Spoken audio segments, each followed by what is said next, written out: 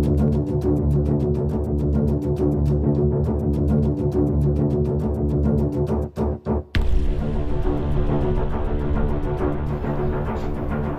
का मन्ना 20 दिसंबर 2020।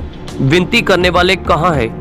अपने ज्ञान के द्वारा मेरा धर्मी दास बथेरों को धर्मी ठहराएगा और उनके अधर्म के कामों का बोझ आप उठा लेगा। क्योंकि उसने अपना प्राण मृत्यु के लिए उंडेल दिया, वे अपराधियों के संग गिना गया, तो भी उसने बहुतों के पाप का बोझ उठा लिया और अपराधियों के लिए विनती करता है।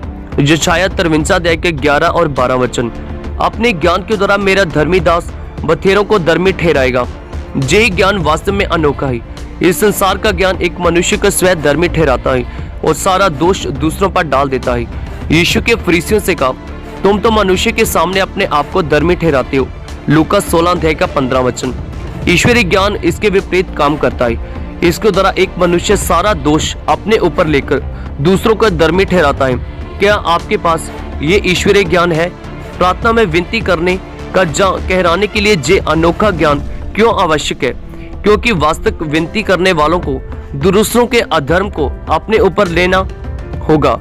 वह उनके धर्म के कामों का बोझ आप उठा लेगा। यदि किसी ने परमेश्वर के विरोध में पाप किया है तो विनती करने वाला मनुष्य परमेश्वर से इस प्रकार विनती करता है मानो उसने स्वयं ही पाप किया हो। इसलिए हम पढ़ते हैं, उसने बहुतों के पाप का बोझ उठा लिया और अपराधियों के लिए विनती करता है।